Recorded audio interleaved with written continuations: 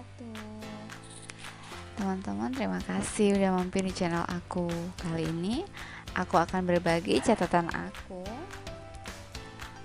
Namun sebelumnya jangan lupa berdoa dulu sebelum kita mulai, dan klik like, subscribe,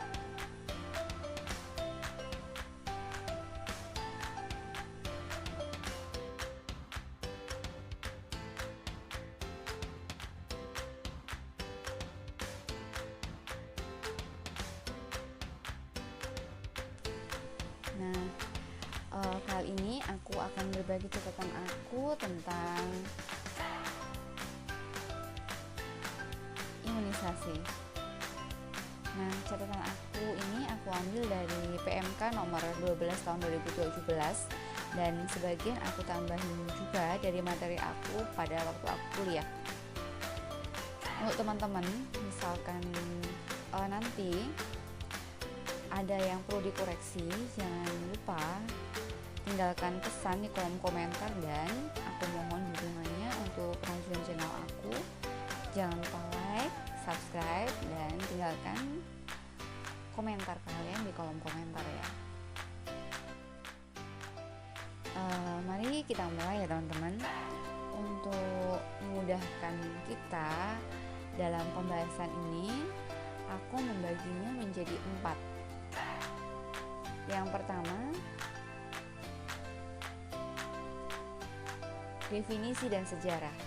Yang kedua, yaitu bagian macamnya imunisasi. Kemudian bagian ketiga itu cara pemberian imunisasi. Dan yang keempat itu tentang screening dari TT. Itu apa? Kita lihat.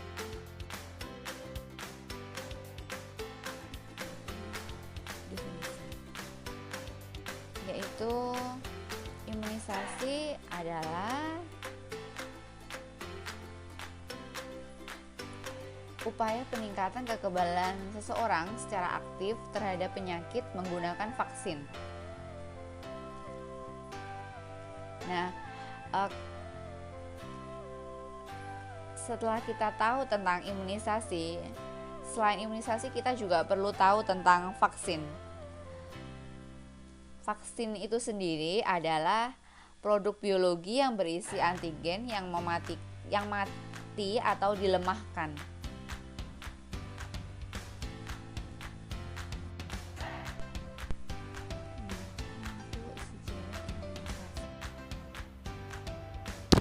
Sejarah imunisasi di Indonesia. Sejarah imunisasi di Indonesia ini tentunya tidak terjadi secara langsung seperti yang sekarang ini. Nah, sejarah imunisasi di Indonesia itu teman-teman ya, itu kan terjadinya bertahap. Nah, seperti apa aja perkembangannya imunisasi di Indonesia itu? Nah, seperti ini. Sejarah imunisasi di Indonesia itu dimulai dari imunisasi cacar pada tahun 1956, kemudian dilanjutkan imunisasi campak tahun 1963, kemudian dilanjutkan imunisasi BCG tahun 1973, kemudian dilanjutkan imunisasi TT itu tahun 1974, kemudian dilanjutkan imunisasi DPT itu pada tahun 1976, kemudian ada polio itu di tahun 1981, kemudian dilanjutkan imunisasi hepatitis B pada tahun 1997. Nah, untuk DPT ini ada perubahan dari yang mulanya combo menjadi pentavalen. Nah, perubahan ini bukan terjadi pada tahun 1976 ya teman-teman. Kalian bisa cek di websitenya Kemenkes, itu lupa aku pada tahun berapanya, di sana dicantumkan. Nah, untuk imunisasi combo ke pentavalen ini perubahannya itu terjadi pada isinya. Jadi antigennya itu ada penambahan. Yang awalnya DPT ini difteri, pertussis, tetanus, kemudian ditambah HIV dan hepatitis B.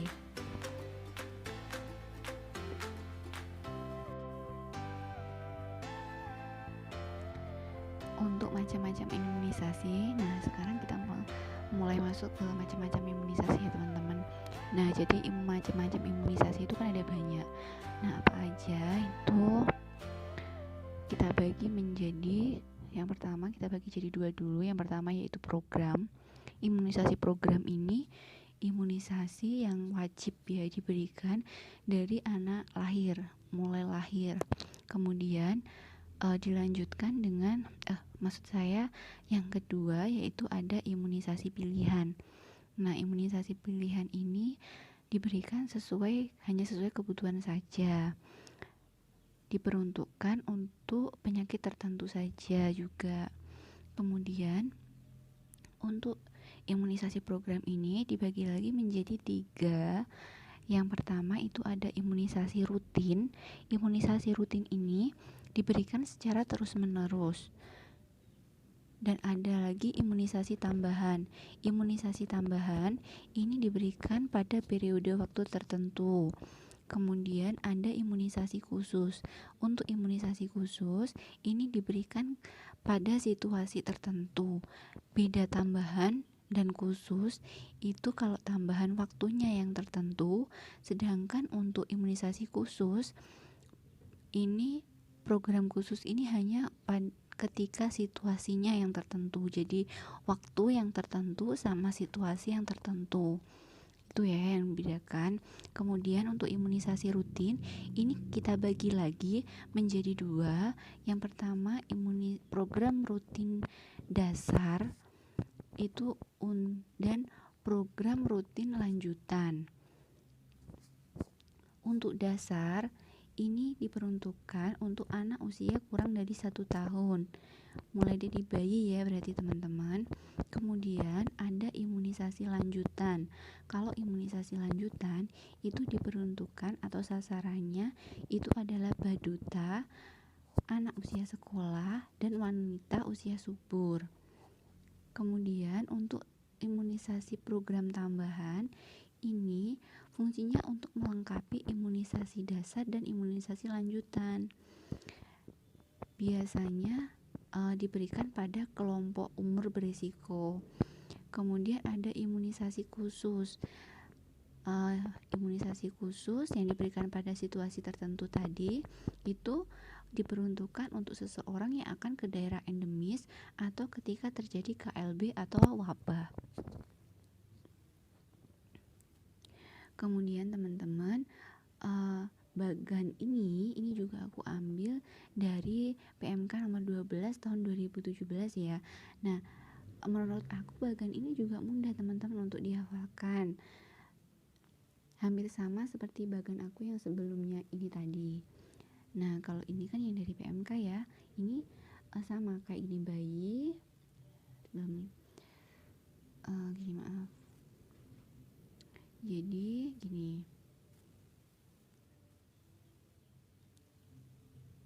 untuk bayi ini kan bayi, imunisasi yang diberikan itu imunisasi dasar. Kemudian batuta ini yang diberikan DPT, HB, HIV dan campak ya. Kemudian wanita usia subur ini yang diberikan kan TT dikhususkan pada TT 1 sampai TT 5, makanya tadi ada screening ya. Terus anak usia sekolah ini yang diambil kan kelas 1 ya teman-teman. Kemudian ini yang diberikan DT sama campak. Terus kelas 2 dan kok 3 ya, ini mestinya 5 ya, ini mestinya 5 bukan 3 mungkin. Gini, soalnya dulu itu imunisasi di anak usia sekolah itu mulai ada juga kelas 1, kelas 2 dan kelas 3. Kalau sekarang kan kelas 1, kelas 2 sama kelas 5 ya teman-teman. Kalau dulu itu malah ada yang setiap tahun itu di imunisasi setiap kelas, terus ada juga yang kelas 6 aja, terus ada lagi yang 1, 2, dan 3, kelas 1, 2, dan 3. Kemudian yang terakhir ini adalah kelas 1, kelas 2, sama kelas 5.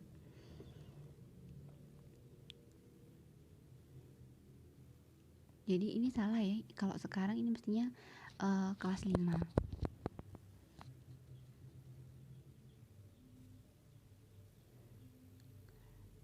Nah, kita lanjutkan ke pemberian imunisasi. Nah, pemberian imunisasi ini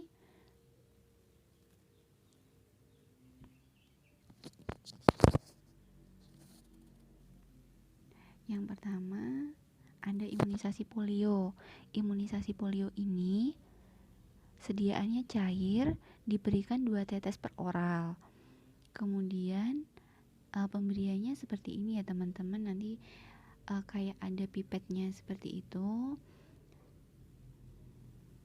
Kemudian ada imunisasi campak.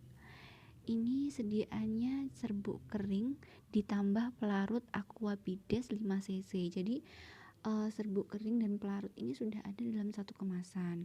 Kemudian bertahan 8 jam setelah dilarutkan. Diberikannya 0,5 cc per subkutan. Oh maaf, bertahannya 6 jam ya, bukan 8 jam. Kemudian ada imunisasi BCG. Imunisasi BCG singkatan dari Bacillus calmette-guerin. Ini sediaannya serbuk kering dengan pelarut 4 cc NaCl.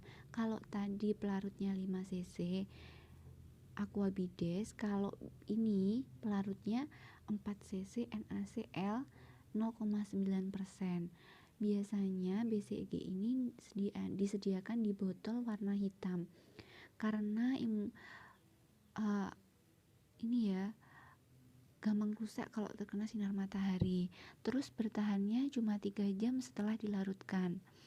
Diberikannya 0,05 cc per intrakutan, jadi sedikit banget ya. Kemudian pada atau juga bisa disebut pada sepertiga lengan atas IMD insertu musculus deltoideus. Terus pemberiannya setelah diberikan tidak boleh dipijat ataupun diputar. Dapat menimbulkan bengkak pada 2 minggu pertama, kemudian dilanjutkan abses kecil antara 2-3 minggu, bisa menyebabkan sekar itu pada minggu ketiga hingga minggu ke-7. Seperti ini ya, yang dimaksud botol hitamnya itu seperti ini.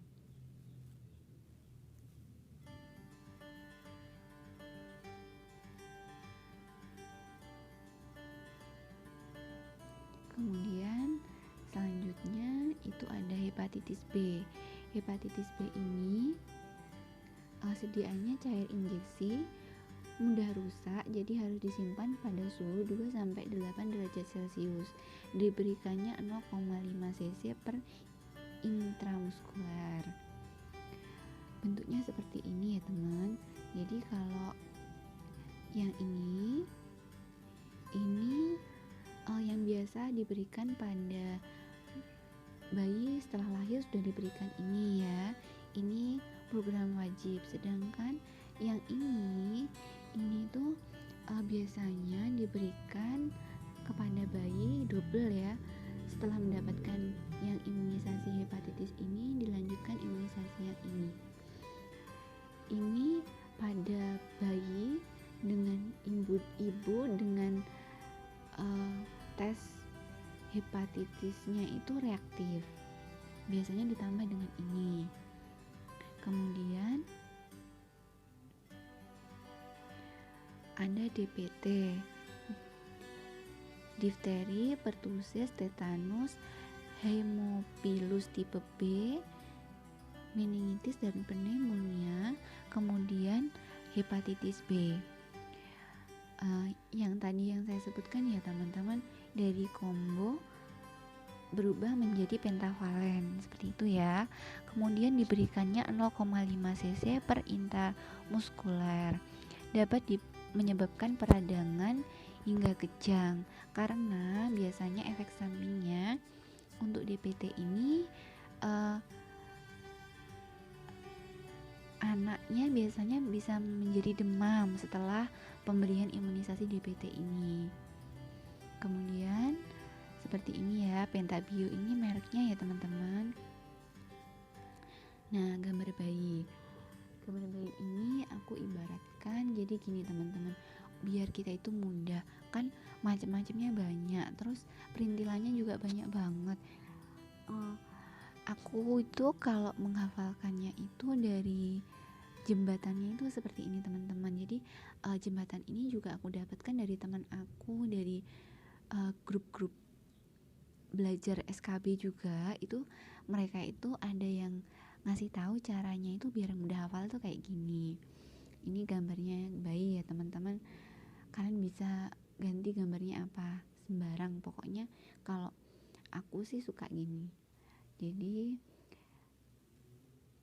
kaki tangan atas sama kaki bawah, B itu BCG.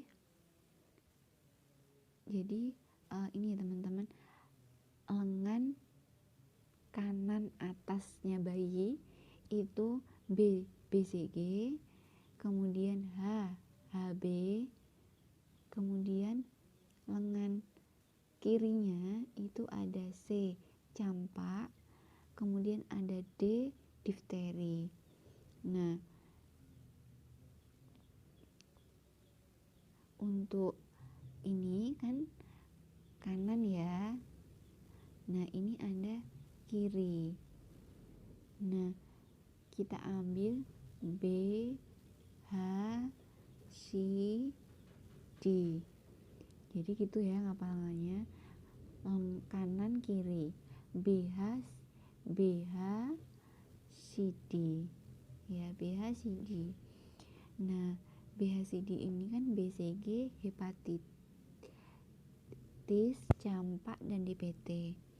Nah, untuk BCG ini pemberiannya intrakutan 0,5 cc, HB pemberiannya IM 0,5 cc, kemudian ada campak pemberiannya secara SC 0,5 cc, kemudian ada DPT ini 0,5 cc.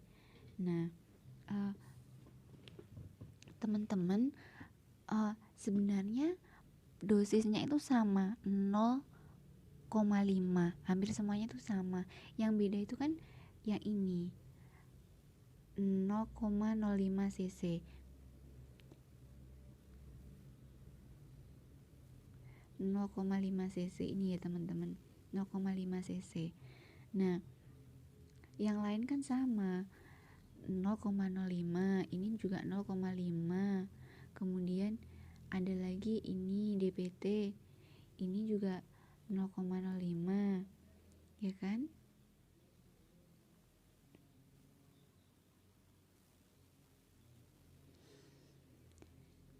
Dan semuanya itu yang bagian bawah ini kan semuanya kaki-kakinya ini pakainya IM, yang atas yang beda, yang atas IC sama SC tangannya ya. Kalau kaki itu IM semuanya. Nah, teman-teman bisa SS screenshot kalau misalkan diperlukan ya. Kemudian kita lanjut ke slide berikutnya, next ya. Itu ada jadwal pemberian imunisasi. Jadi pemberian imunisasi itu kan dijadwal. Mulai dari lahir itu ada dari usia 0 sampai 24 jam. Jadi kurang dari 1 hari itu hepatitis B. Dari mulai bayi lahir ya. Kemudian pada usia 1 bulan itu ada BCG sama polio 1. Kemudian di bulan 2, 3, dan 4 itu ada DPT, HB, HIB, polio, dan bulan keempat itu ditambah IPF. Nah, untuk memudahkannya, untuk yang usia 9 bulan itu ada campak. Nah, untuk mudahnya 2, 3, 4 itu kan angka-angkanya beda ya teman-teman. angka-angkanya beda. Jadi kalau misalkan ini ya, untuk polio ini kan mulainya dari 2. Soalnya di sini sudah ada polio 1. Polio itu diberikan dari usia 1 bulan. Jadi pada bulan 2 itu sesuai sama bulannya. Nah, polio 3 juga sama seperti bulannya, usia 3 bulan. Nah, di polio bulan keempat itu ada polio 4. Jadi bulan pertama itu polio 1, bulan 2 polio 2, bulan 3 polio 3, bulan 4 polio 4. Seperti itu. Kalau DPT itu bulannya dikurangi 1. Jadi bulan kedua, 2 bulan itu DPT-nya 1. 3 bulan itu DPT-nya 2. 4 bulan itu DPT-nya 3, seperti itu. Nah, biasanya yang jadi pertanyaan juga itu misalkan imunisasi apa yang bisa diberikan secara bersamaan gitu. Itu jadi paketnya tetap sama ya teman-teman ya. Paketnya tetap sama. Kalau misalkan BCG ya paketannya sama polio 1 ini, terus DPT 1 sama polio 2, DPT 2 sama polio 3, terus DPT 3 sama polio 4 sama IPF, kemudian campak. Kemudian yang tidak bisa diberikan secara bersamaan tentunya yaitu hepatitis B ini yang pada usia kurang dari 1 bulan sama campak. Nah, untuk pemberiannya, intervalnya ini pada imunisasi yang sama jenisnya minimal diberikan pada rentang waktunya 1 bulan, minimal jaraknya itu 1 bulan. Untuk yang ditanyakan lagi biasanya misalkan pada usia bulan pertama misalkan bayinya tidak datang, kemudian pada usia 2 bulan yang diberikan harusnya apa gitu ya. Tetap yang diberikan itu harus tetap yang tertinggal tadi apa? Yang tertinggal kan BCG sama polio 1. Berarti yang diberikan tetap harus BCG sama polio 1 meskipun bayinya usia 2 bulan. Karena tidak bisa meloncat ya teman-teman. Tetap harus diberikan secara sesuai tahapannya. Oke, kita tinggalkan dulu yang ini ya. Kemudian kita lanjutkan masa pemakaian vaksin. Masa pemakaian vaksin teman-teman bisa baca sendiri ya. Ini yang rata-rata bisa diberikan secara mingguan. Kebanyakan malah masa pemakaiannya 4 minggu setelah vaksin itu digunakan. Yang paling cepat itu adalah BCG sama campak karena ada pelarutnya tadi ya. BCG itu 3 jam, campak itu 6 jam. BCG itu tadi yang tadi ya dilarutkan tadi sama NaCl 0,9% sebanyak 4 cc. Kan BCG tadi dicampurkan seperti itu. Nah, campak itu yang 5 cc.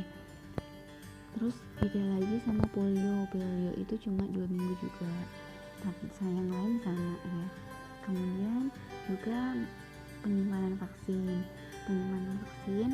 rata-rata semua itu antara 2 derajat Celcius sampai 8 derajat Celcius.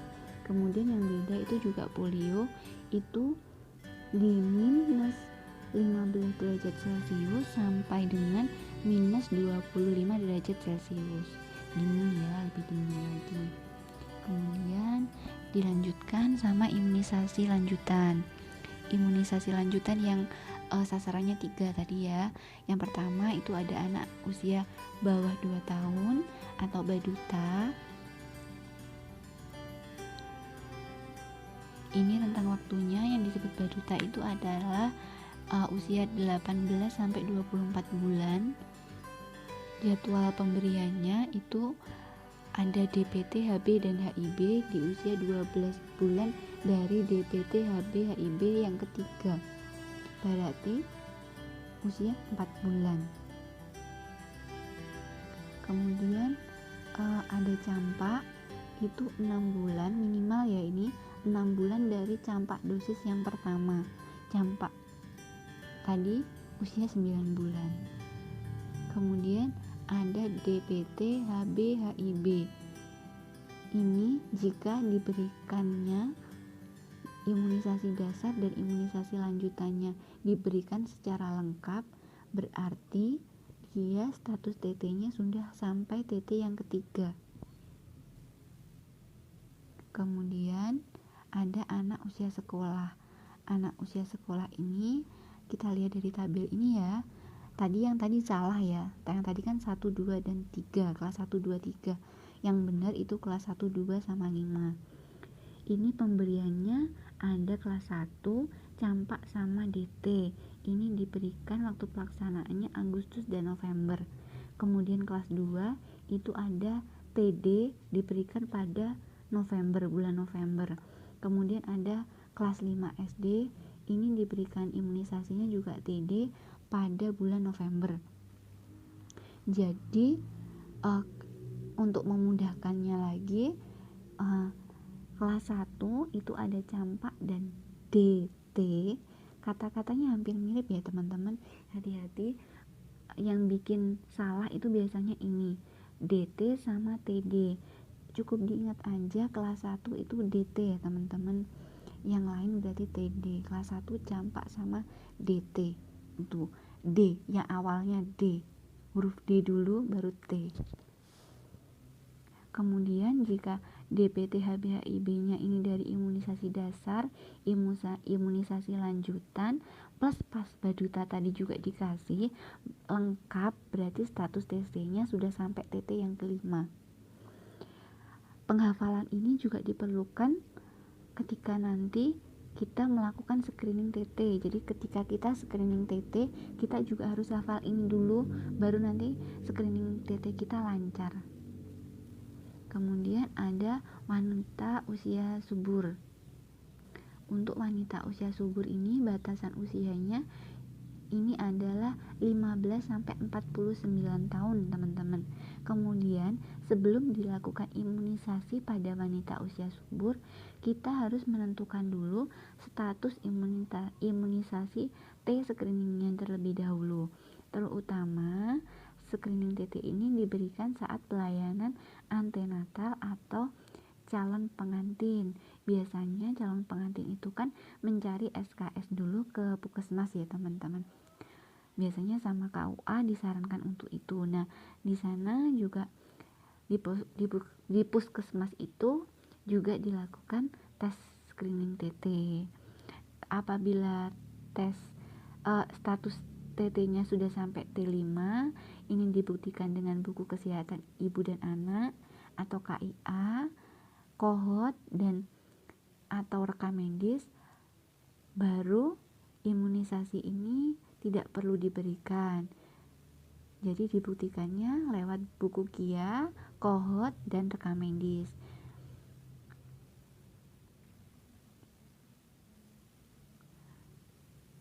Kemudian next ya, kita lanjut ke screening TT. Screening TT ini jadi gini teman-teman, screening TT apa sih yang terbaik dari teman-teman yang screening TT? Kalau yang sudah terbiasa pasti gampang banget screening TT. Nah, kalau yang belum pernah atau cuma mendapat pelajaran di bangku sekolah dulu, bangku kuliah aja dulu, pasti screening TT aduh apa ya gitu. Pas waktu aku dulu juga gitu, pas pertama kali nyoba screening TT, aduh aku harus ngomong apa ya gitu. Sama, aku dulu gitu. Kemudian ada ini tabel ini, udah mulai terbayang ya. Jadi screening TT itu yang harus kita tahu dari screening TT itu kita juga harus ingat ini. Biasanya sih kita kartu TT itu bentuknya ya ada ininya, ada tulisan ini.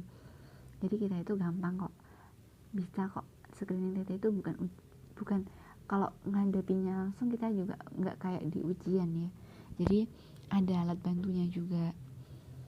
Terus untuk imunisasi TT ini kan ada sampai T1 sampai T5. Nah, ada interval minimal pemberiannya sama masa perlindungannya. Jadi interval pemberian untuk TT pertama itu tidak ada, karena TT pertama itu kan yang pertama kali diberikan, jadi tidak ada minimal pemberiannya.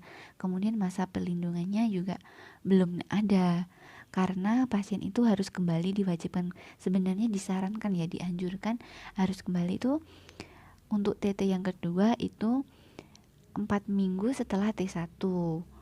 Kemudian pada TT kedua ini masa perlindungannya itu 3 tahun.